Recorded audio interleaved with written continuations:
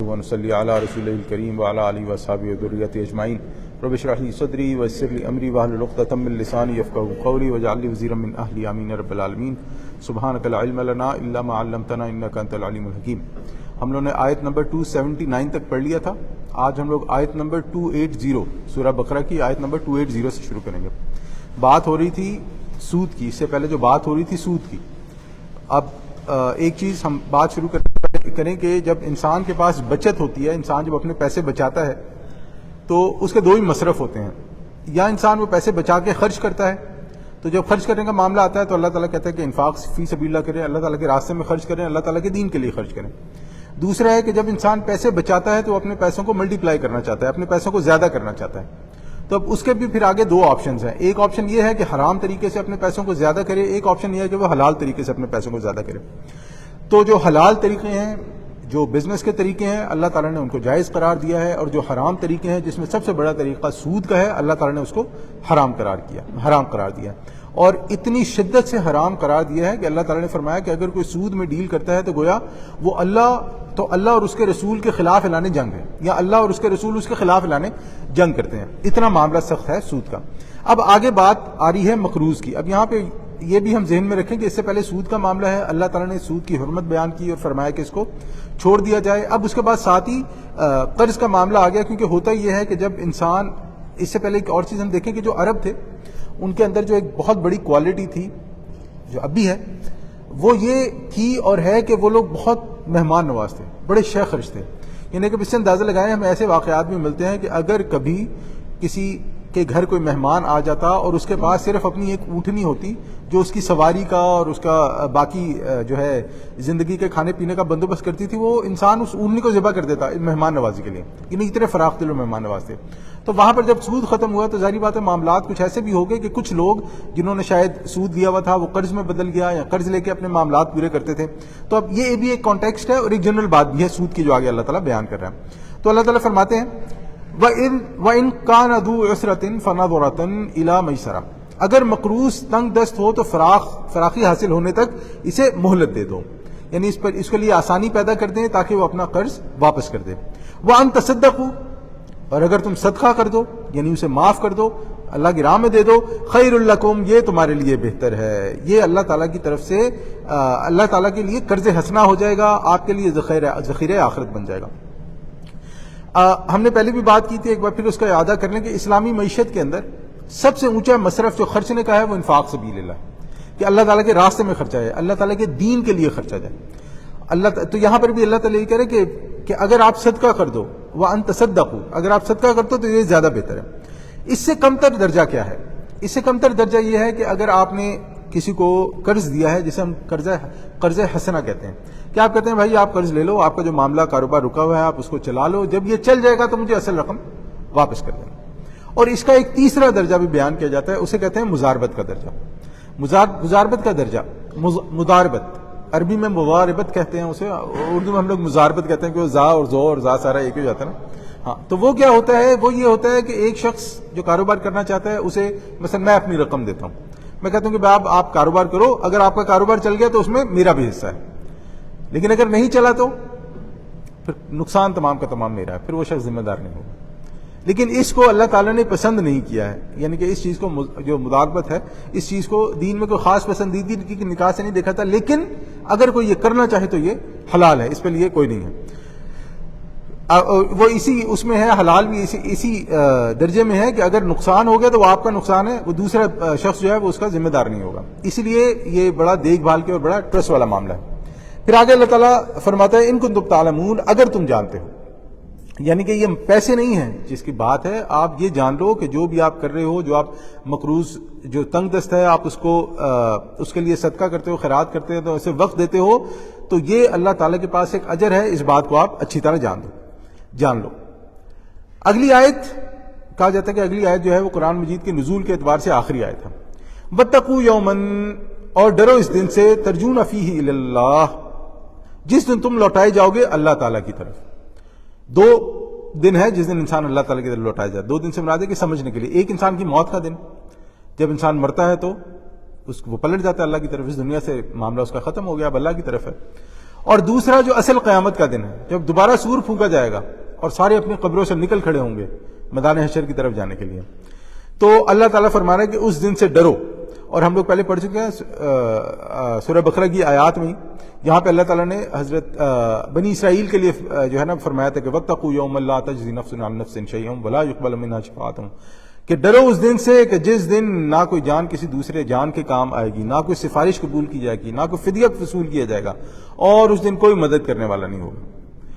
پھر اللہ تعالیٰ فرماتا ہے ثم توفی کل نفس ما کسبت، تو ہر جان کو پورا پورا بدلہ، توفا پورا پورا بدلہ دیا جائے گا، ما کسبت جو اس نے کمایا ہوگا، وہم لا یظلمون، اور ان پر کچھ ظلم نہ کیا جائے گا.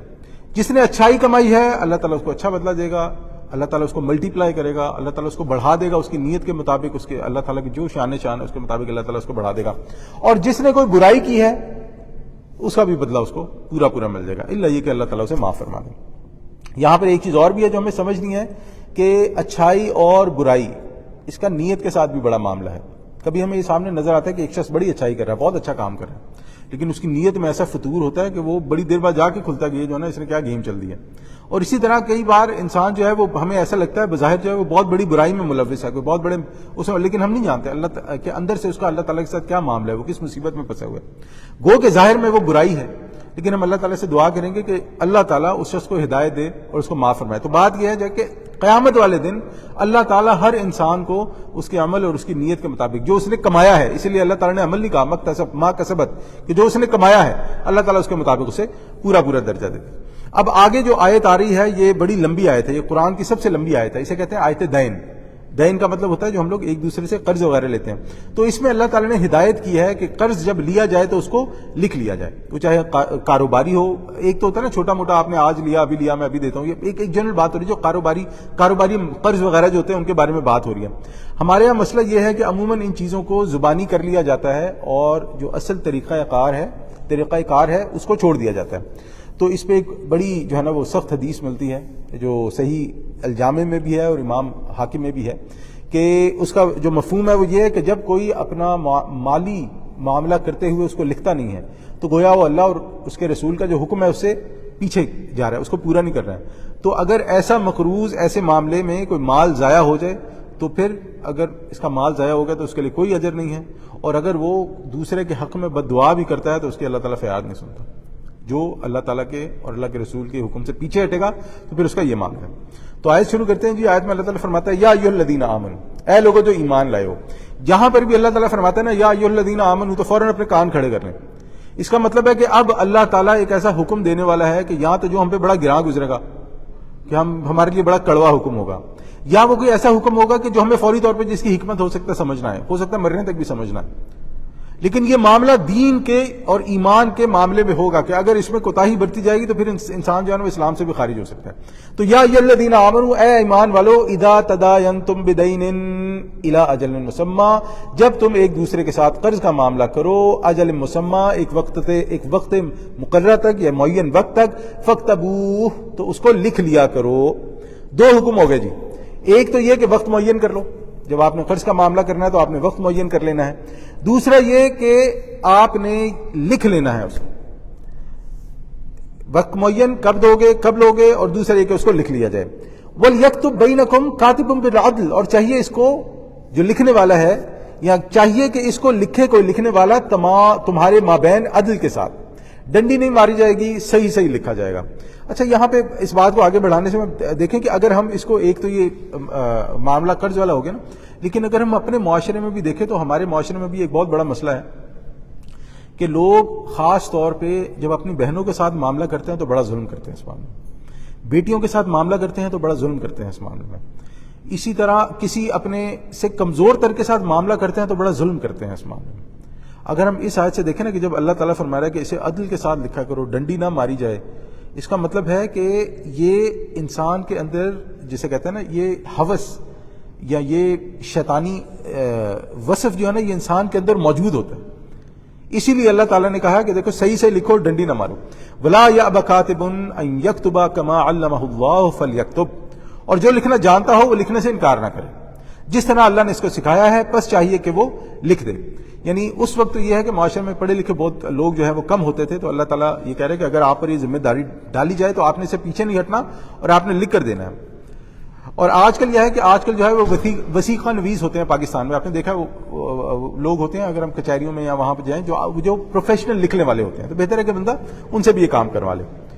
وَلْيُمْلِلِ الَّذِي عَلَيْهِ الْحَقُّ، اور املا وہ شخص کرائے جس پر حق آتا ہو، یعنی کہ جس نے قرض لیا ہے وہ دستاویز لکھوائے ذمہ داری کے ساتھ، اور جس کا مال ہے وہ نہ لکھوائے.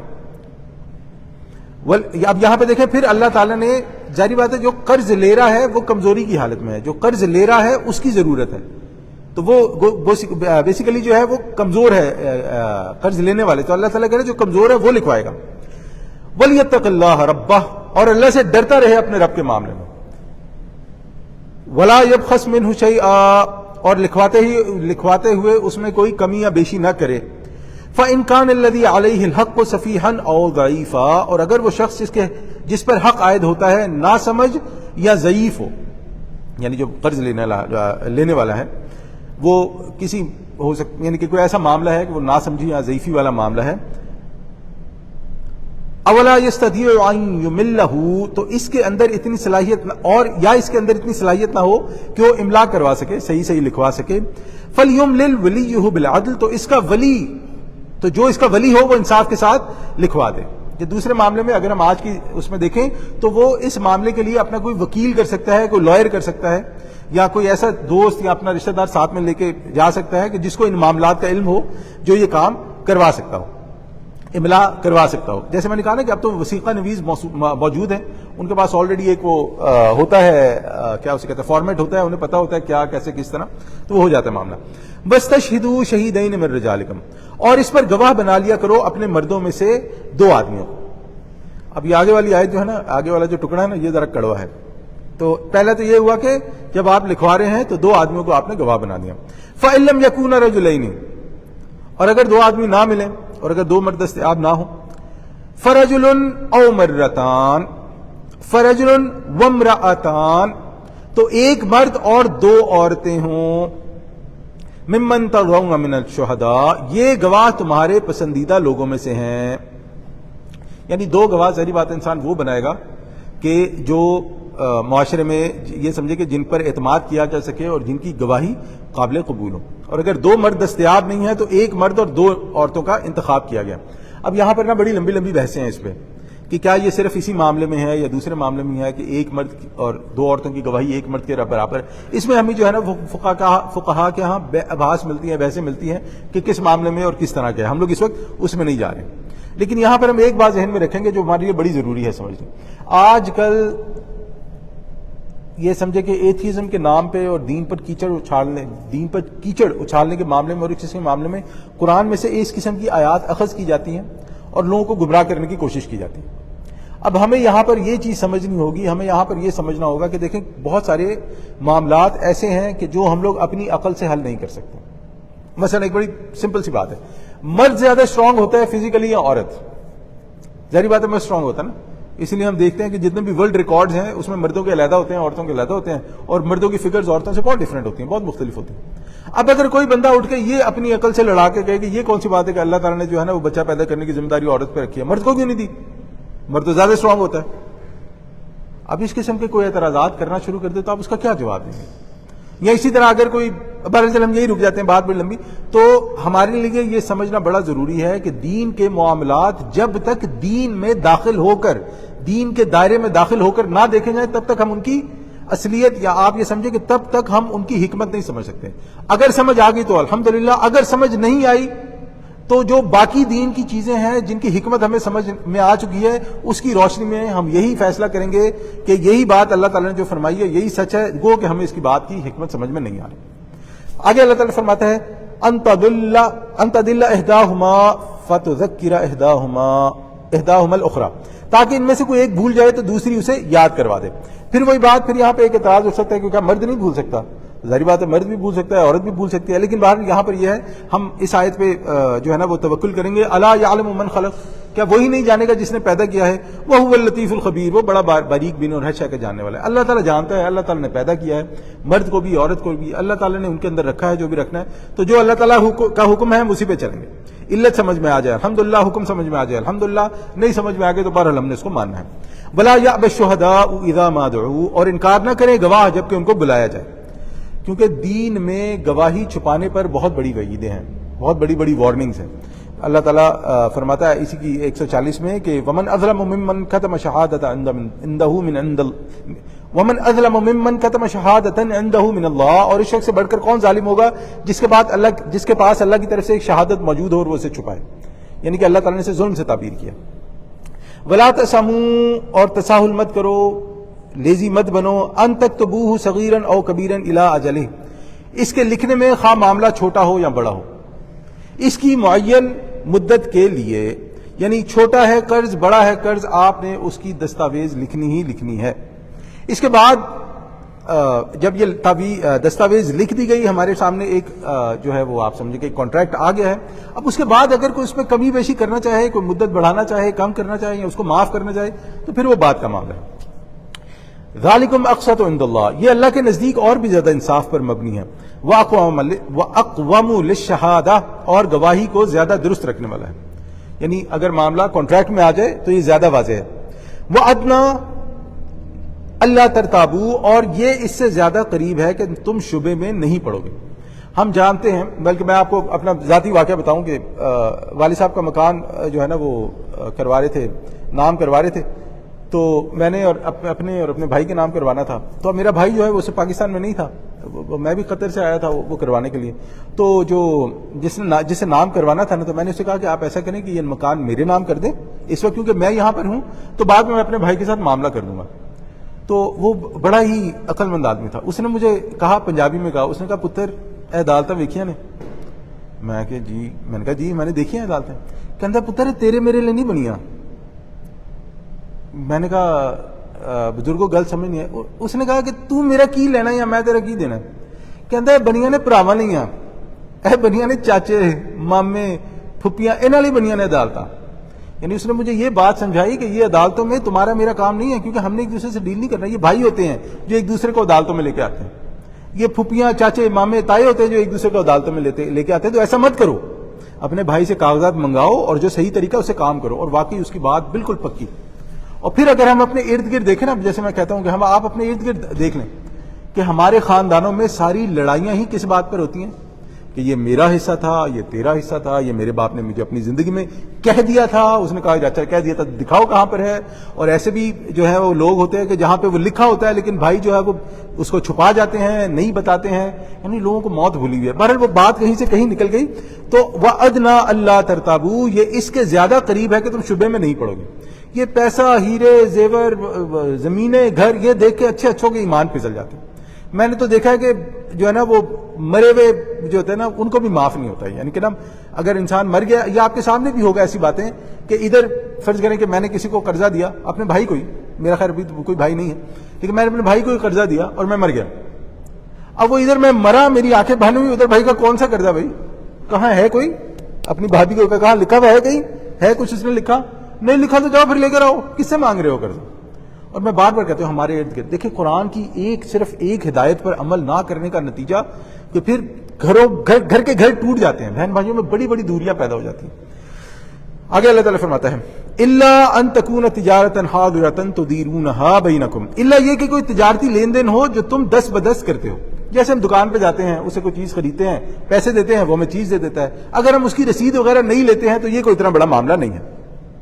فَلَيْسَ عَلَيْكُمْ جُنَاحٌ أَلَّا تَكْتُبُوهَا، تو تم پر کوئی گناہ نہیں ہے اس کو نہ لکھو، یعنی یہ جو چھوٹا موٹا معاملہ ہوتا ہے جہاں پہ آپ نے پیسے دیے اور چیز لے لی۔ وَأَشْهِدُوا إِذَا تَبَايَعْتُمْ، اور گواہ بنا لیا کرو جب تم مستقبل کا سودا کرو۔ اچھا اب یہ جو دین ہے نا اس میں بیع اور سلم یہ ایک پورا چیپٹر ہے کہ آپ نے سونے کی بیع کرنی ہے، سونے کی تجارت کرنی ہے تو کیسے کرنی ہے، آپ نے چاندی کی کرنی ہے کیسے کرنی ہے، کھجوروں کی کرنی ہے کیسے کرنی ہے، اگر آپ پیسے ایکسچینج کر رہے ہیں تو کیسے کریں، یعنی کہ یہ ایک پورا چیپٹر ہے، یہ ایک پوری فقہ ہے دین۔ تو یہاں پر جو اللہ تعالیٰ نے فرمایا مستقبل کا سودا کرو، تو مستقبل کا سودا بھی ایک قسم کا قرض ہوتا ہے۔ تو اللہ تعالیٰ اس کے بارے میں فرما رہا ہے کہ اگر آپ نے مستقبل کا سودا کرنا ہے کہ بھئی میں آپ سے اتنی فصل ابھی لے رہا ہوں یا میں آپ سے اتنی کوئی چیز ابھی لے رہا ہوں جو جائز ہے اس وقت لینے کے لیے، اور مثلا کئی ایسی چیزیں جو جائز نہیں ہیں، یعنی اگر میں آپ سے سونا خریدتا ہوں تو مجھے اسی وقت پیسے دینے ہوں گے، یا اسی طرح کوئی اور چیزیں ہیں دین کے اندر کہ آپ نے اگر اس وقت لیا تو آپ اسی وقت پیسے دیں گے، اس کا آپ مستقبل کا سودا نہیں کر سکتے۔ لیکن اگر فرض کریں کوئی فصل کا معاملہ ہے یا کوئی گندم کا معاملہ ہے، کوئی اس قسم کا معاملہ ہے، اور آپ کہتے ہیں کہ میں نے آپ سے یہ لے لی ہے، میں آپ اسے لکھ لیں کہ میں آپ کو اتنے عرصے میں اس کے پیسے دے دوں گا، اور آپ کو پتہ ہی ہمارے یہاں بزنس میں ہوتا رہتا ہے، تو اس کے لیے اللہ تعالیٰ فرما رہا ہے کہ اس کے لیے بھی آپ نے گواہ مقرر کرنے ہیں، اس کو بھی آپ نے تحریر میں لے کے آنا ہے اور 2 گواہ مقرر کرنے ہیں۔ وَلَا يُضَارَّ کاتب ولا شہید، اور نہ نقصان پہنچایا جائے کسی لکھنے والے کو اور گواہ کو، اور نہ نقصان پہنچائے کوئی لکھنے والا اور گواہ، یعنی کہ جو بھی معاملہ ہے اس میں نقصان نہیں پہنچایا جانا چاہیے۔ جیسے پھر وہی بات ہے کہ جو کمزور ہوتا ہے لوگ کہتے ہیں کہ مار ہی دو اس کو، مر ہی جائے، اس کا جو بھی ہم نے اس کا خون چوسنا وہ چوس ہی نہیں۔ وَإِن تَفْعَلُوا، اور اگر تم ایسا کرو گے یعنی نقصان پہنچاؤ گے، فَإِنَّهُ فسوق بکم، یہ تمہارے حق میں گناہ کی بات ہوگی۔ واتقوا اللہ، اللہ سے ڈرتے رہو۔ اللہ اکبر، ایک چیز یاد رکھنی چاہیے ہمیں جو بڑی ضروری ہے، جو اللہ تعالیٰ کی حقوق، اللہ تعالیٰ کی حدود کو پامال کرتا ہے، جو لوگوں پر ان کے حقوق کے معاملے میں ظلم کرتا ہے، اور میں پھر کہوں گا ہمارے یہاں یہ سب سے زیادہ ظلم جو ہے نا خواتین پر ہوتا ہے، اس میں کوئی ڈھکی چھپی بات نہیں، جو اللہ تعالیٰ کے حقوق کو پامال کرتا ہے، حدود کو پامال کرتا ہے، لوگوں کے جو ان کے حقوق ہیں ان کے معاملے میں ان پہ ظلم کرتا ہے، تو وہ یہ بات یاد رکھے جب اللہ تعالیٰ آگے فرما رہے ہیں واتقوا اللہ، اللہ سے ڈرتے رہو، پھر اللہ تعالیٰ کے پاس معافی نہیں ہے اس چیز کی۔ ایسے معاملات بھی آپ اپنے سوچیں تو ایسے معاملات بھی ہوں گے کہ انسان مر گیا ہے لیکن اللہ تعالیٰ نے اس کے مرنے کے بعد اس کے گناہ کو لوگوں پر کھول دیا، جو اس نے اپنے کسی بھائی کے ساتھ، کسی بہن کے ساتھ، کسی دوسرے کے ساتھ کیا، اور ایسا کھلا ہے کہ لوگ جو ہیں وہ کہیں گے کہ اللہ اکبر یہ تھا، یعنی پھر جو ہے نا بالکل اس انسان کے بارے میں، جو انسان اس انسان مرے ہوئے انسان کے بارے میں جو دوسروں نے دعائیں کرنی ہوتی ہیں وہ بالکل پلٹ جاتی ہیں، وہ بالکل اس کی جو نیک نیتی ہوتی ہے اس سے بالکل بیڑا غرق ہو جاتا ہے۔ تو واتقوا اللہ، اللہ سے ڈرتے رہو، یہ نقصان پہنچانے والا معاملہ بہت خراب ہے۔ وَيُعَلِّمُكُمُ اللَّهُ، اور اللہ تمہیں تعلیم دے رہا ہے، وَاللَّهُ بِكُلِّ شَيْءٍ عَلِيمٌ، اللہ تعالیٰ ہر چیز کا علم رکھنے والا ہے۔ اللہ اکبر، یہ جو بات ہے نا اللہ تعالیٰ کا ہر چیز کا علم رکھنے والا ہے، یہ آپ سمجھے کہ گویا اس ایک جو ہے نا بکل شیء علیم نے جو ہے نا یہ پوری جو پہلے آیت آئی ہے نا اس کا احاطہ کرتی ہے کہ اللہ تعالیٰ نے تمہیں جو بھی بتایا ہے یہ اللہ تعالیٰ کی حکمت اور علم پر مبنی ہے۔ ہر چیز میں اپنی عقل جو ہے نا وہ اس کو استعمال کر کے کامیاب نہیں ہو سکتے، اللہ تعالیٰ کے حکم کی پابندی کرو۔ اس کے بعد اللہ تعالیٰ فرماتا ہے وَإِن كُنتُمْ عَلَى سَفَرٍ، اور اگر تم سفر پر ہو، وَلَمْ تَجِدُوا كَاتِبًا، اور تمہیں لکھنے والا کوئی نہ ملے، فَارِحٌ مَقْبُوضًا، تو کوئی شے گروی رکھ لو، تو قبضے میں کوئی شے گروی رکھ لو۔ تو جسے ہم لوگ رہن کہتے ہیں کہ آپ چیز دیتے ہیں اور آپ اسے پیسے لے لیتے ہیں کہ میں آپ سے پیسے واپس کر کے، آپ کے پیسے واپس کر کے وہ چیز میں آپ کو لوٹا دوں گا۔ بہرحال یہاں پر ایک بات ہمارے لیے سمجھنا ضروری ہے کہ اگر ہمارے پاس کوئی شخص چیز گروی رکھتا ہے ہم اس سے فائدہ نہیں اٹھا سکتے، اگر ہم اس سے فائدہ اٹھائیں گے تو یہ سود کے ضمن میں آئے گا۔ مثلا میرے پاس گاڑی ہے، مجھے پیسوں کی ضرورت ہے، میں کسی کے پاس جاتا ہوں، کہتے ہیں یار میری گاڑی اپنے پاس رکھ لو، اتنے پیسے دے دو، میں آپ کو اتنے عرصے میں اتنے پیسے دے کے گاڑی لے جاؤں گا۔ اب وہ شخص گاڑی بھی رکھ لیتا ہے اور کہتا ہے میں تو اسے یوز بھی کروں گا، نہ استعمال نہیں کر سکتا۔ یہی معاملہ گھر کے معاملے میں ہو جائے گا یا دوسری چیزوں کے معاملے میں ہو جائے گا، یہ آپ نہیں کر سکتے، اس کی اجازت نہیں ہے۔ فَإِنْ آمِنَ بَعْضُكُمْ بَعْضًا، پھر اگر تم میں سے ایک دوسرے پر اعتماد کرے، یعنی اعتماد کرتے ہوئے بغیر رہن کے سے قرض دے دیتا ہے، فَلْيَؤُدِّ الَّذِي اؤْتُمِنَ أَمَانَتَهُ، تو جس کے پاس امانت رکھی گئی ہے اس کو چاہیے کہ وہ اس کی امانت کو واپس کر دے، لوٹا دے، یہ اس کے ذمے قرض ہے۔ اگر اس میں پھر وہی ڈنڈی والی بات آئی تھی نا کہ یہ شیطان جو ہے وہ فوراً آ کے کہتا ہے دیکھو اس کے پاس کچھ ہے تو لکھا ہوا تو ہے نہیں، تو دے تو دیا، مار لو ڈنڈی، کی فرق پڑتا ہے، پر اللہ تعالیٰ معاف فرمائے۔ وَلْيَتَّقِ اللَّهَ رَبَّهُ، تو اللہ سے ڈرے جو اس کا رب ہے، یعنی جو واپس نہیں کرتا ہے، جو یہ نیت کرتا ہے اسے چاہیے کہ وہ اللہ سے ڈرے۔ وَلَا تَكْتُمُوا الشَّهَادَةَ، اور گواہی کو چھپایا نہ کرو۔ وَمَن يَكْتُمْهَا فَإِنَّهُ إِثْمٌ قَلْبًا، اور جو کوئی گواہی کو چھپائے گا تو اس کا دل گنہگار ہوگا۔ اچھا یہاں پہ سبحان اللہ بڑی عجیب تو نہیں، بڑی خوبصورت بات اللہ تعالیٰ نے فرمائی کہ جو گناہ کو چھپائے گا یا گواہی کو چھپائے گا تو اس کا دل گنہگار ہوگا۔ ہمیں اس پہ ایک حدیث ملتی ہے جس میں نبی صلی اللہ علیہ وسلم نے فرمایا کہ جب کوئی شخص گناہ کرتا ہے تو اس کے دل پہ ایک دھبا پڑ جاتا ہے، جب وہ توبہ کرتا ہے تو اللہ تعالیٰ وہ دھبا اس کے دل سے دھو دیتا ہے۔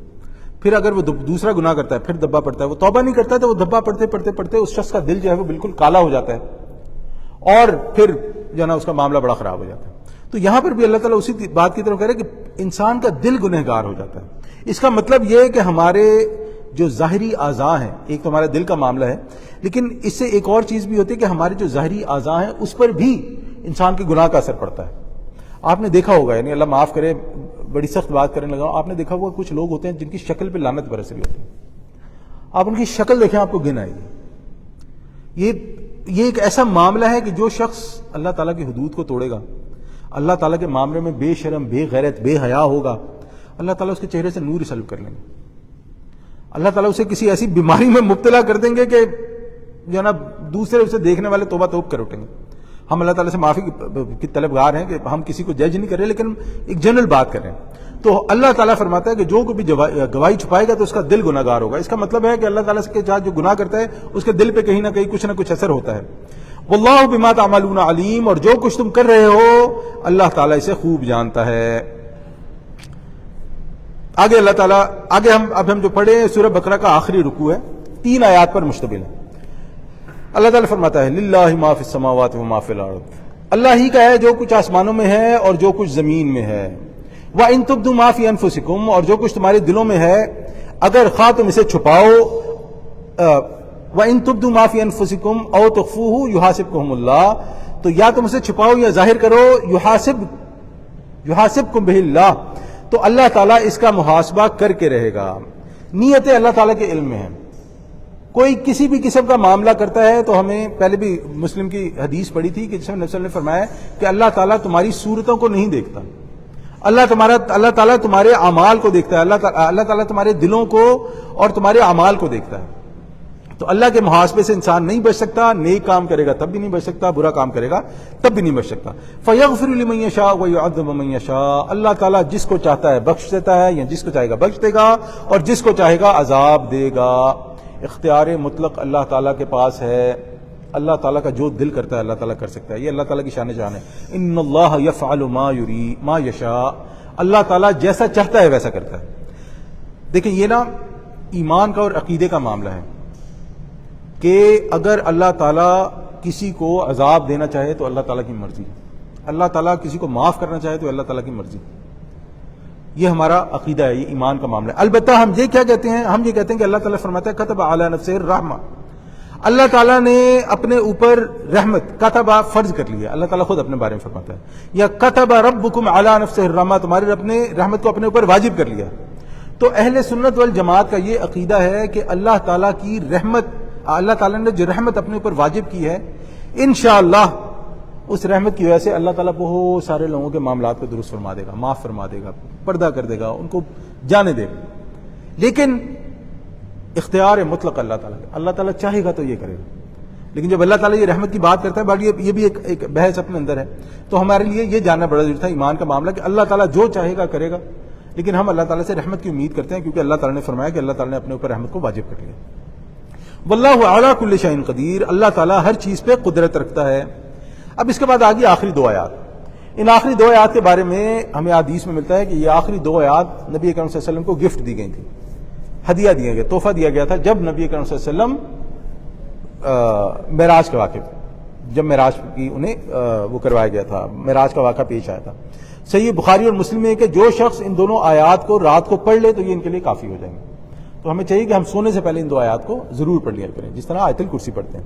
تو اللہ تعالیٰ فرماتا ہے آمن الرسول بما انزل الیہ من ربہ والمؤمنون، ایمان لائے رسول صلی اللہ علیہ وسلم ان چیزوں پر جو نازل کی گئی ان کی جانب ان کے رب کی طرف سے، اور مومنین بھی ایمان لائے۔ اللہ اکبر، یہ کتنے بڑے شرف کی بات ہے کہ اللہ تعالیٰ نے مومنین، اللہ مجعلنا منہم، اللہ تعالیٰ ہمیں مومنوں میں سے کرتے کہ رسول کے ایمان کے ساتھ ذکر کیا۔ یہاں پر ایک سوال پیدا ہوتا ہے کہ جب نبی صلی اللہ علیہ وسلم کے اوپر وحی آئی تو نبی صلی اللہ علیہ وسلم نے کیسے پہچانا کہ اللہ کے فرشتہ ہے جو میرے پہ وحی لے کر آیا ہے؟ کوئی بدروح، کوئی شیطان بھی تو ہو سکتا تھا نا۔ تو یہ بات جان لیں کہ کیونکہ نبی پروٹیکٹڈ ہوتے ہیں تو یہ ہو ہی نہیں سکتا کہ نبی کی جو فطرت ہے وہ خراب ہو گئی ہو، وہ پولوٹیڈ ہو گئی ہو، آلودہ ہو گئی ہو۔ تو اللہ تعالیٰ کیونکہ نبیوں کو پروٹیکٹ کرتا ہے، اس لیے جب نبی کے پاس صلی اللہ علیہ وسلم، خاص طور پر نبی صلی اللہ علیہ وسلم کے پاس جب حضرت جبرائیل علیہ السلام تشریف لے کر آئے تو نبی صلی اللہ علیہ وسلم نے اس کو پہچان لیا اور اس کو قبول کیا۔ کل آمن باللہ وملائکتہ وکتبہ ورسلہ، یہ سب ایمان لائے اللہ پر، سب میں ہم بھی شامل ہیں انشاءاللہ جو اہل ایمان ہیں، کہ یہ سب ایمان لائے اللہ پر، اس کے فرشتوں پر، اس کی کتابوں پر اور اس کے رسولوں پر۔ اس سے پہلے ہم نے آیت البر میں بھی پڑھا تھا کہ لیس البر ان تولوا وجوہکم قبل المشرق والمغرب ولکن البر من آمن باللہ والیوم الآخر والملائکۃ والکتاب والنبیین۔ اس کے بعد اللہ تعالیٰ فرماتا ہے لا نفرق بین احد من رسلہ، یہ کہتے ہیں کہ ہم اللہ کے رسولوں میں سے کسی کے درمیان تفریق نہیں کرتے۔ اچھا، تفریق نہیں کرتے سے کیا مطلب ہے؟ تفریق نہیں کرنے سے کیا مراد ہوگی کہ جس طرح ہم اللہ کے رسول صلی اللہ علیہ وسلم کی عزت کرتے ہیں اور محبت کرتے ہیں، انہیں اللہ کا نبی اور رسول مانتے ہیں، اسی طرح ہم حضرت آدم علیہ السلام سے لے کے عیسیٰ علیہ السلام تک سب کے ساتھ یہ مانتے ہیں۔ حضرت عیسیٰ بھی اللہ کے رسول تھے، حضرت موسیٰ بھی اللہ کے رسول تھے، حضرت ابراہیم اور ان کی تمام اولاد جو رسول تھی وہ سب اللہ کے رسول تھے۔ ہم ان کی ویسے ہی عزت کریں گے، ویسے ہی ان سے محبت رکھیں گے جیسے نبی صلی اللہ علیہ وسلم سے کرتے ہیں۔ البتہ نبی کریم صلی اللہ علیہ وسلم کا مقام ان سب سے اونچا ہے کیونکہ اللہ نے فرمایا اونچا ہے۔ جب اللہ تعالیٰ نے فرما دیا کہ نبی صلی اللہ علیہ وسلم کے مقام سب سے اونچا، پھر ان کا مقام سب سے اونچا۔ لیکن جہاں تک عزت کی بات ہے، جہاں تک محبت کی بات ہے، جہاں تک ایمان لانے کی بات ہے، جہاں تک جس طرح نبی صلی اللہ علیہ وسلم کو تعظیم اور تکریم کیا وہ سب ان کے برابر میں رہے گا۔ اس کے بعد اللہ تعالیٰ فرماتا ہے وَقَالُوا سَمِعْنَا وَأَطَعْنَا، اور وہ کہتے ہیں ہم نے سنا اور اطاعت کی۔ اللہ اکبر۔ دیکھیں، سنا اور اطاعت کی یہ ریکوائرڈ ہے، رائٹ؟ لیکن یہ سنا اور اطاعت کی آئے گا کب؟ یہ سنا اور اطاعت کی انسان کے اندر یہ چیز تب پیدا ہوگی جب انسان دین کو اور ایمان کو سیکھے گا۔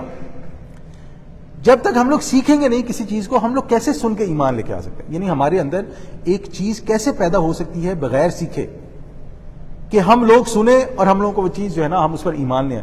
تو یہ سنا اور ایمان لانا جو ہے یہ ہم نے سنا، سمعنا و اطعنا، کہ اللہ تعالیٰ فرماتا ہے کہ سنا اور اطاعت کی۔ یہ سننا اور اطاعت جو ہے اس کے پیچھے جو چیز ضروری ہے کہ انسان اپنا وقت کھپائے دین میں، دین کو سیکھے، ایمان کو سیکھے، عقائد کو سیکھے۔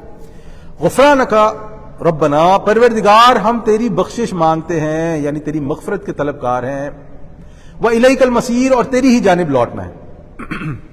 اب آخری آیت آ رہی ہے لا یکلف اللہ نفسا الا وسعها، اللہ تعالیٰ ذمہ دار نہیں ٹھہرائے گا کسی جان کو مگر اس کی وسعت کے مطابق۔ لیں جی ایک اور ایسی آیت جس کو لوگ بڑے ہی توڑ مروڑ کے اور غلط یوز کرتے ہیں۔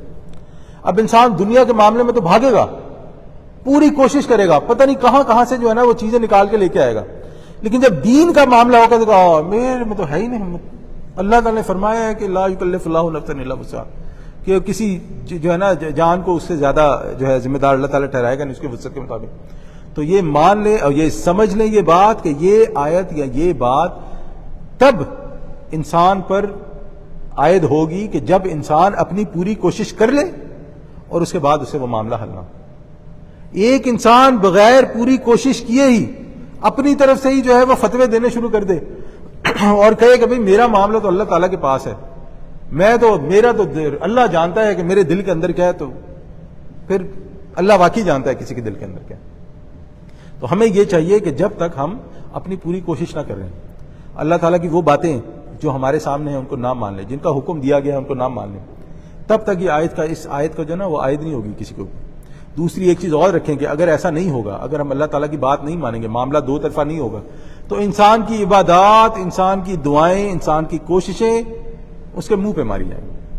اور ہم دیکھ لیں آج مسلمانوں کا کیا حال ہے دنیا میں۔ آج سب سے زیادہ ذلیل قوم کون سی ہے؟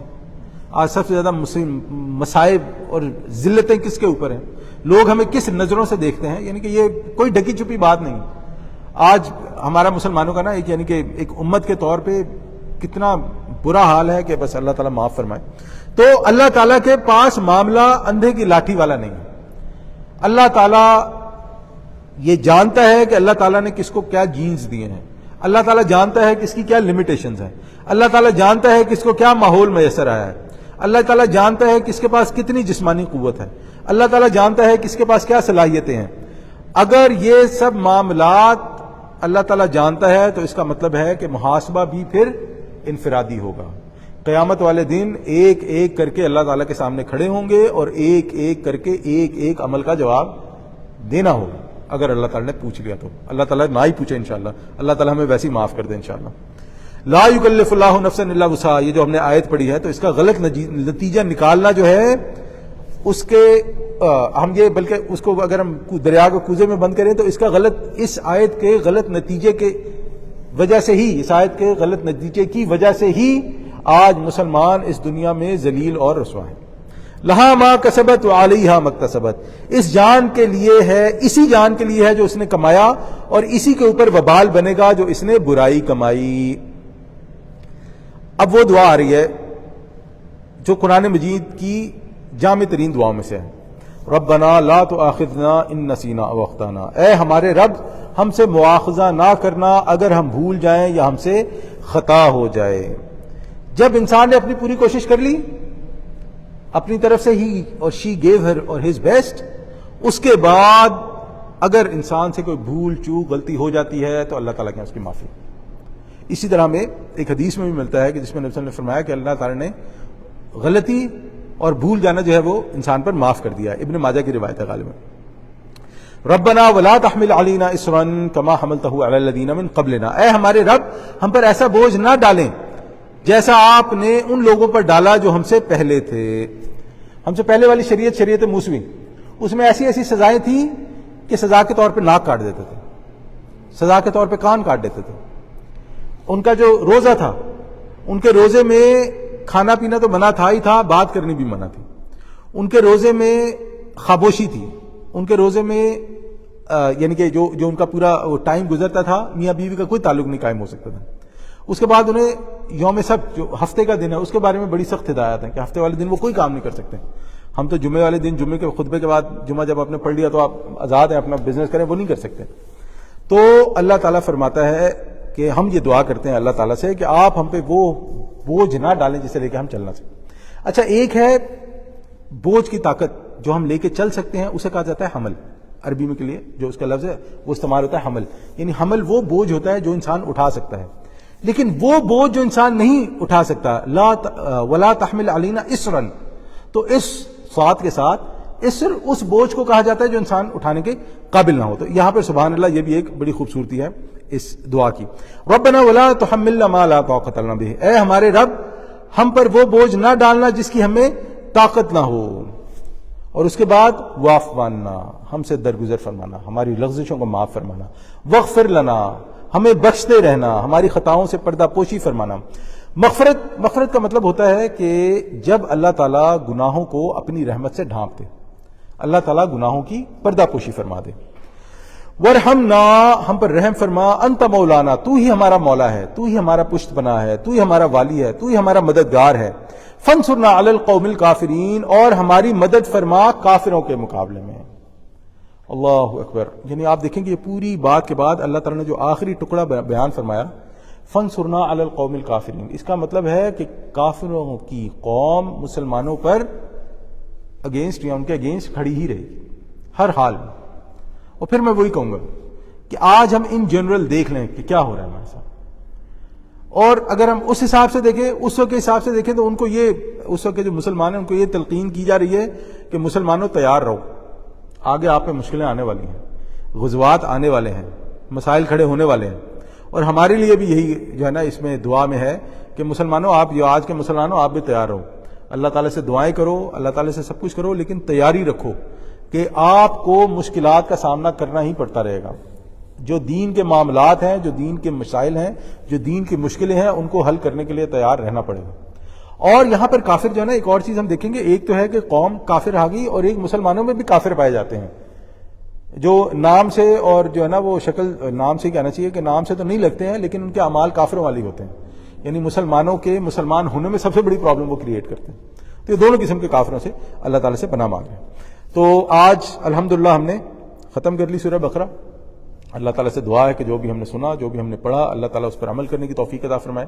اللہ تعالیٰ قرآن کو ہمارے دلوں کا نور بنا دے، اللہ تعالیٰ قرآن کو ہمارے لیے نور ہدایت بنا دے، اللہ تعالیٰ نبی اکرم صلی اللہ علیہ وسلم کی سنت پر عمل کرنے والا بنا دے، نبی صلی اللہ علیہ وسلم کی سنت کو زندہ کرنے والا بنا دے۔ اللہ تعالیٰ ہمیں اور ہماری آل اولاد کو دین کے لیے چن لے۔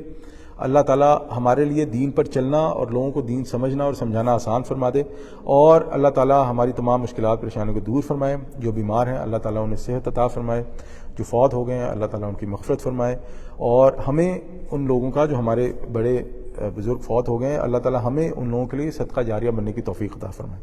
وصلی اللہ تعالی علی خیر خلقہ اجمعین برحمتک یا ارحم الراحمین، وآخر دعوانا ان الحمد للہ رب العالمین۔